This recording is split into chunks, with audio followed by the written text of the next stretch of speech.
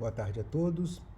Hoje falaremos sobre a origem do código, no terceiro vídeo de introdução ao curso de Biologia Molecular.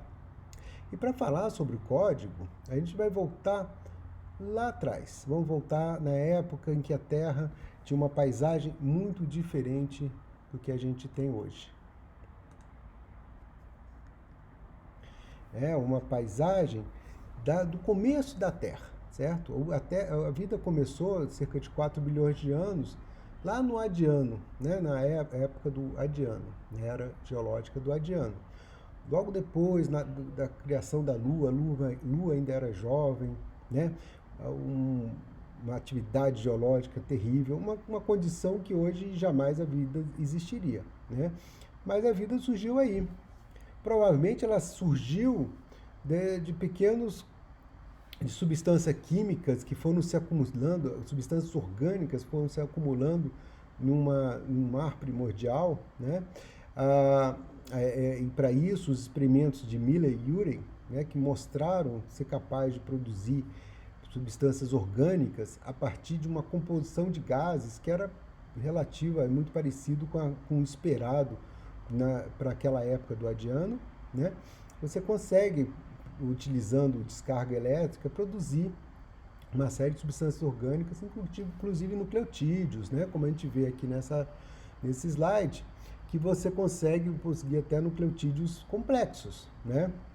E aminoácidos, nucleotídeos. E isso provavelmente serviu de base para que esses componentes, esse era um momento na Terra que não tinha nenhum micro-organismo para comer isso, não tinha formas vivas para usar as substâncias orgânicas, elas ficavam se acumulando e eventualmente se condensavam, né? E por desidratação, se condensavam em substâncias multímeros, né? Substâncias mais complexas.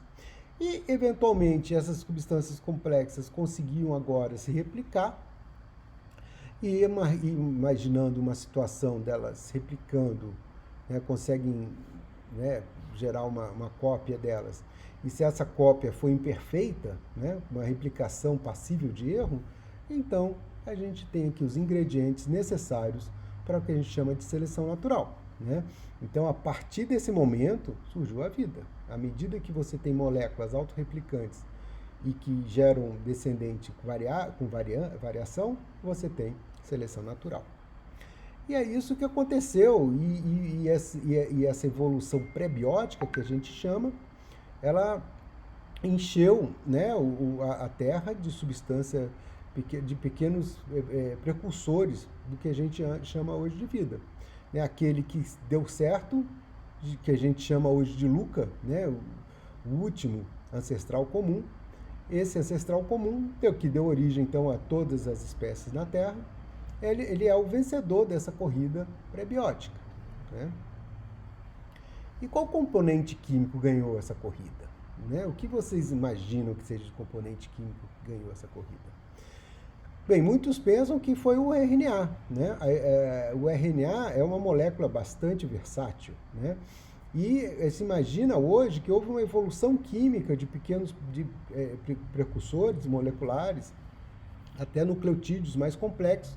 Esses nucleotídeos conseguiram se condensar, e o RNA tem a característica de se poder replicar, né? Assim, ele tem uma informação nas bases, né? A sequência de base pode ser replicada em uma segunda molécula. É uma molécula facilmente replicável. Então, provavelmente, o RNA foi fundamental nesse processo, mas é claro que, na verdade, hoje se admite que o RNA sozinho não teria conseguido fazer essa evolução, certo? Provavelmente ele cooperava com proteínas. Então, na verdade, a palavra-chave para o início da vida é a cooperação entre essas moléculas, entre grupos de moléculas. No caso, o RNA pode ajudar a formar proteínas, e as proteínas podem ajudar o RNA a se replicar. E isso cria um ciclo vicioso, né, que é positivo, né, o que faz com que esses organismos poderiam evoluir, né? Então, o RNA, hoje a gente sabe que o RNA ele pode ter capacidade replicativa, o RNA pode ter capacidade enzimática, o RNA pode ter capacidade estrutural. Então, o RNA, na verdade, cooperando com as proteínas, ele com o tempo foi passando suas funções, hoje que se imagina, né, que ele foi passando suas funções para as proteínas. Por que ele vai passar as funções para as proteínas? Porque as proteínas, elas são ótimas como enzimas, né? Então, as proteínas estruturalmente, proteínas estruturais, né, ou proteínas enzimáticas, elas são muito eficientes, né? A química proteica é muito mais elaborada que a química nucleica, né? Então, se imagina que esses RNAs replicantes, com o tempo que se associavam a peptídeos, com o tempo eles foram passando essa atividade até gerar essa atividade, principalmente a atividade enzimática, para o que a gente chama hoje das enzimas modernas, né?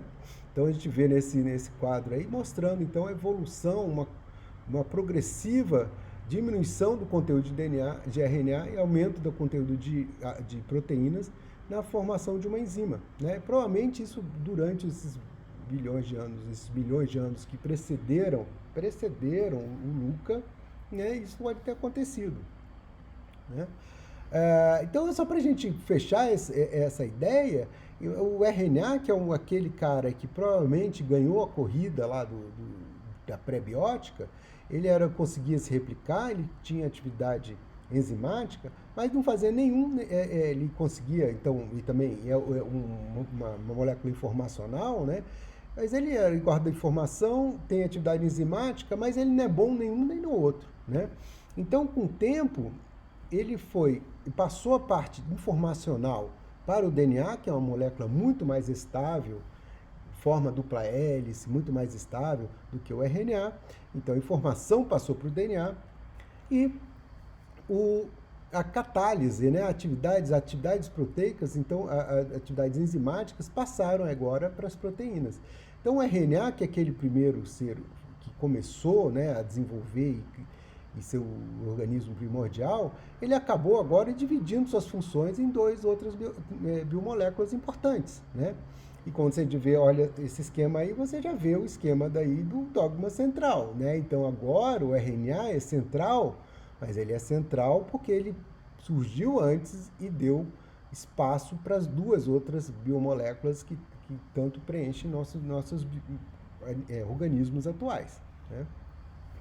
Então, como é que isso aconteceu? Então, o RNA, que é uma molécula informacional, ele passou a função para o DNA de informação e passou a função de catálise para as proteínas, mas como é que agora, hoje, nos organismos modernos, essas moléculas se conversam, né? A gente viu no vídeo passado a questão de que o RNA é capaz de codificar as proteínas, né, além de ser capaz de montar a estrutura do ribossomo, que produz as proteínas. Então, mas como é que esse código existe, né? Que código é esse que de 4 letras, né, que é o código dos ácidos nucleicos, que ocorre no RNA, que ocorre no DNA? Como é que ele agora ele é traduzido em um código de 20 letras? Esse é um tema que assim, permeou a discussão científica durante muitos anos, né? Porque, assim, é fácil entender que as enzimas são mais eficientes, então melhor fazer enzima, mas como é que essa informação flui agora do DNA, que é a principal molécula de armazenamento de informação, para essas proteínas, que são as principais moléculas de atuação dentro da célula?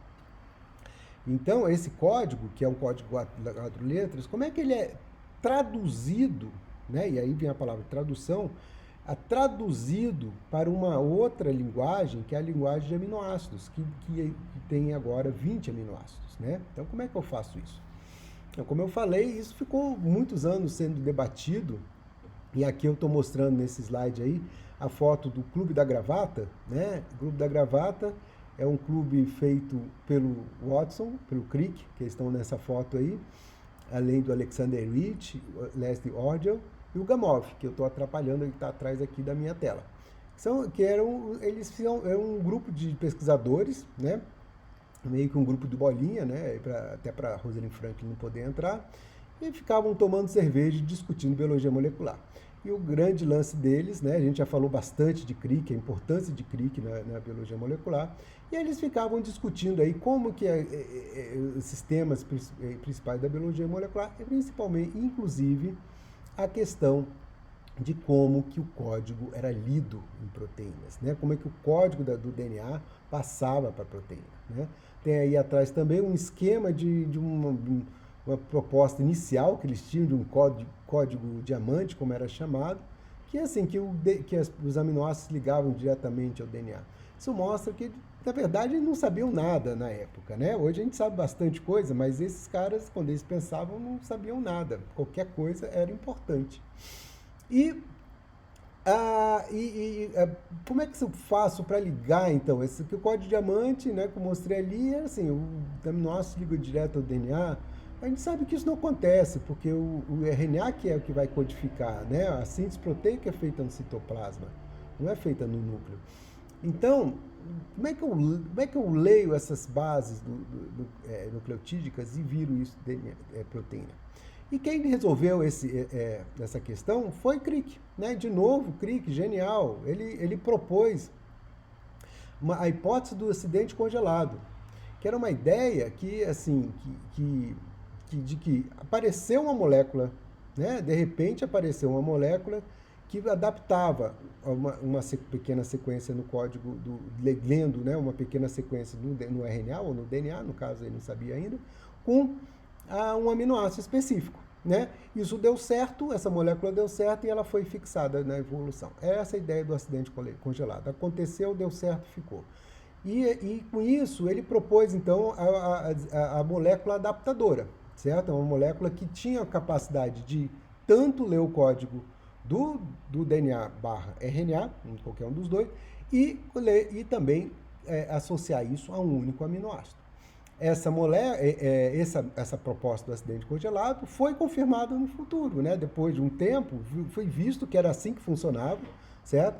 E que a molécula adaptadora, então, era o tRNA, certo? Então, hoje a gente sabe do outro vídeo que a informação para sintetizar as proteínas está no RNA mensageiro, né? E agora a gente sabe que o tRNA é essa molécula adaptadora que lê o RNA mensageiro e consegue agora associar a leitura do RNA mensageiro a um aminoácido, certo? Então, a mensagem genética que está no RNA mensageiro, ela é lida em pequenos códons, né? Pequenas instruções sequenciais, que a gente vai ver aqui no próximo slide, e que isso compõe, então, a proteína, né? Então, assim, o RNA mensageiro, as bases nitrogenadas do RNA mensageiro, que estão representadas nessa figura como quadradinhos, né? Esses quadradinhos são lidos, hoje se sabe que eles são lidos de 3 em 3, né? Então, 3 bases, você tem 4 possibilidades em cada base, você pode codificar, então, até 64 combinações de 4 × 4 × 4, certo?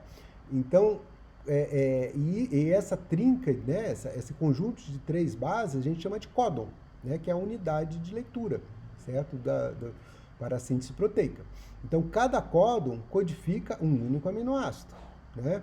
Então, olha, só para a gente ver nesse desenho aí, a gente tem um exemplo, um esquema, mostrando uma molécula de RNA mensageiro, as bases estão em quadradinhos, o vermelho, verde, amarelo, a gente chama aí de códon iniciador, porque é o primeiro códon da sequência que vai virar proteína.